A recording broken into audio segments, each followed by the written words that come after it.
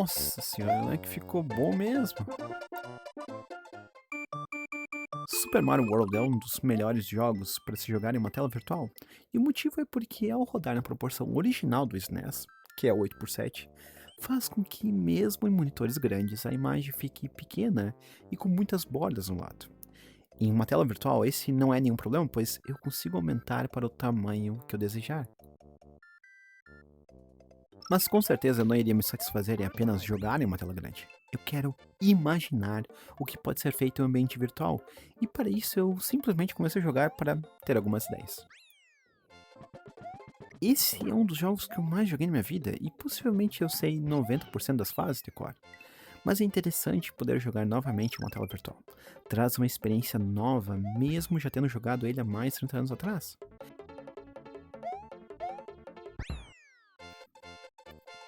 E quando a nostalgia estava pegando, eu cheguei nessa parte do primeiro castelo. E aqui eu tive a minha primeira ideia. Quando o pilar bate no chão, a tela treme. E por que não fazer a tela literalmente tremer? Isso é algo que é possível desfazer se a tela for virtual. Então, fui direto para o Unreal para ver como isso iria ficar. Eu gostei do efeito. Não é algo que altera o gameplay, inclusive é bem sutil quando visto no VR. É um detalhe interessante.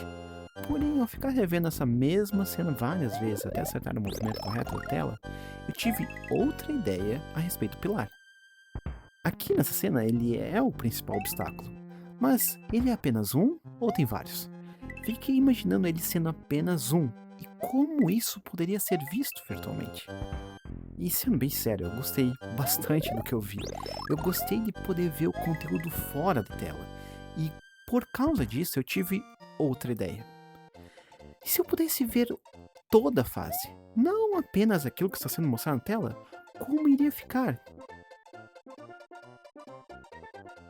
Mas mesmo gostando do efeito, eu achei exagerado ver toda a fase.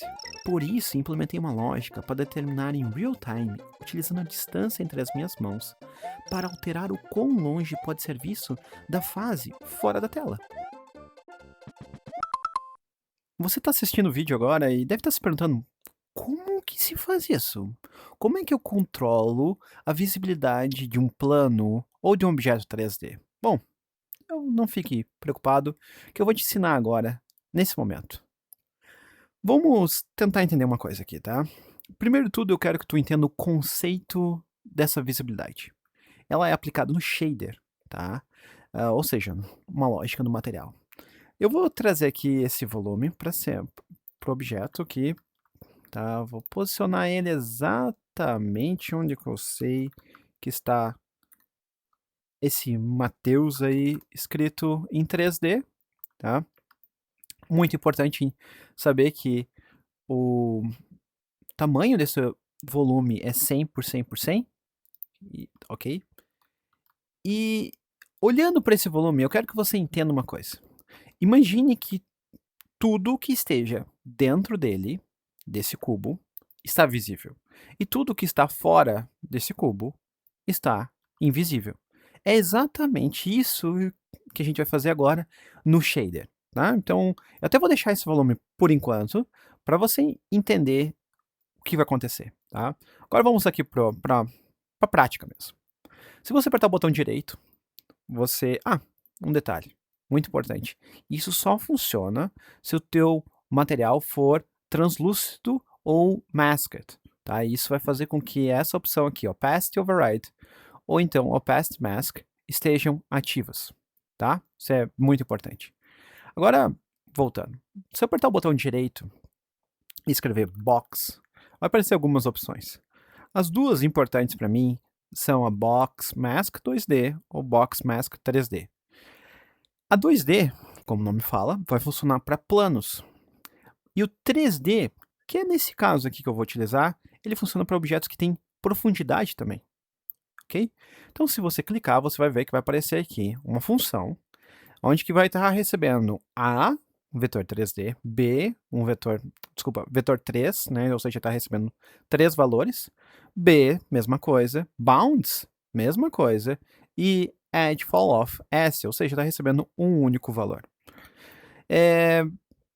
Olha, só de você colocar o mouse por cima, você vai ver que quando você olha aqui o A, ele fala que pode deixar no default, pode deixar no padrão aqui que você vai funcionar, tá? Então não vamos mexer nele. No B, você vai entender que é o centro, ou seja, é a posição, aonde que no mundo esse objeto está localizado. Bom, é o mesmo valor que está aqui, 1400, 100. Eu quero que seja o centro do objeto. Tá? Então, se você fizer um vetor 3, para isso é só segurar o botão 3 no teu teclado e apertar com o botão esquerdo, ele vai criar um vetor. E vou escrever aqui 1400, 100. Vou ligar aqui. E se eu ligar no Opacity Mask e der um Apply, você vai ver que, ó, é exatamente isso que está acontecendo. Tudo que está dentro do volume, ele está visível, e tudo que está fora do volume está invisível. Inclusive, se eu mexer, eu vou até apagar aqui o meu volume para mostrar que não é ele, ele não faz parte da lógica, mas eu posso até, inclusive, mexer isso aqui, esse objeto, e como está utilizando esse shader, não importa, apenas naquela posição vai ficar visível, apenas naquele local vai ficar visível, ok? Talvez você esteja se perguntando nesse momento ok, Matheus, mas eu não queria exatamente esse efeito, eu queria o efeito contrário, eu queria que tudo que tivesse dentro do volume fosse invisível e tudo que tivesse fora do volume fosse visível. Bom, para esse caso tem um jeito muito fácil de resolver. Existe uma função que, ao apertar o O e segurar o O no teu teclado e apertar o botão esquerdo, ele vai criar essa função chamada one-. O one- ele inverte todo o valor. Então, a única coisa que você vai fazer é vir aqui no Result. No Result, Opacity Override. Dá um Apply. E pronto. Agora, tudo que está dentro do volume está invisível e tudo que está fora do volume está visível. Ok? Bom, para eu continuar aqui, eu vou apagar e eu vou ensinar a respeito desses outros dois valores, bounds e edge falloff. Bounds é o tamanho. Então aqui está falando 100 por 100 por 100, eu quero que seja tudo 150. Eu poderia criar um outro vetor 3D e escrever aqui 150, 150 e 150. Ele iria funcionar.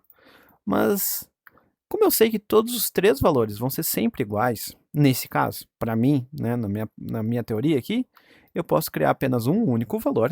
Para isso, eu posso segurar o número 1 e apertar o botão esquerdo. Ele vai criar isso aqui. E eu vou apertar, escrever 150, vou ativar, vou dar um apply. E você vai ver que, ó, agora a área é maior. Vou voltar aqui para o 100 só para você ver essa diferença. 100, ó. Então, inclusive, vamos fazer 10. Olha aí, ó. Bem pequenininho, uma área bem pequenininha. Agora vamos fazer 150. Pronto, tá aí.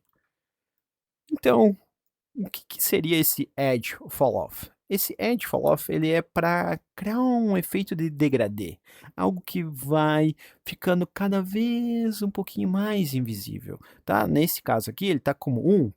Então, se a gente colocar um valor maior que 1, por exemplo 10, e der um Apply, você vai ver que, olha agora, agora, nos cantos, eu enxergo um pouquinho mais. É como se eu estivesse enxergando um pouquinho mais, mas tem um certo degradê aqui.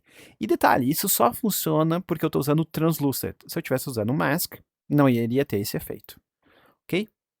A não ser que eu estivesse fazendo um... Bom, existem jeitos de fazer isso, mas eu não vou entrar nesse tutorial, nessa parte um pouco mais avançada. Mas, se eu quiser colocar aqui, na verdade, o efeito que eu quero é simplesmente mostrar o nome inteiro, Mateus Quadros, tá? Sendo que nas extremidades eu quero que esteja quase invisível. Então vou colocar aqui 60, vou dar um apply, e é exatamente isso que eu queria, ó, tá aparecendo, mas tanto o S, o O e o S aqui estão quase invisíveis, e no começo, tá? O arroba e o M também quase invisíveis, e o centro tá bem visível. Pronto! Com esse tutorial agora, você já sabe como utilizar o Box Mask 3D. Se você chegou até aqui e gostou da ideia de trazer jogos antigos para mostrar simulações de como pode ser no futuro, ou até mesmo achou o tutorial intuitivo, não deixe de dar um like, isso ajuda bastante o canal. No fim, fazendo esse vídeo e vendo o resultado que cheguei, fez minha cabeça borbulhar de ideias. Por isso, fique ligado no canal para novos vídeos. Agradeço demais o tempo que você investiu assistindo esse conteúdo e até a próxima.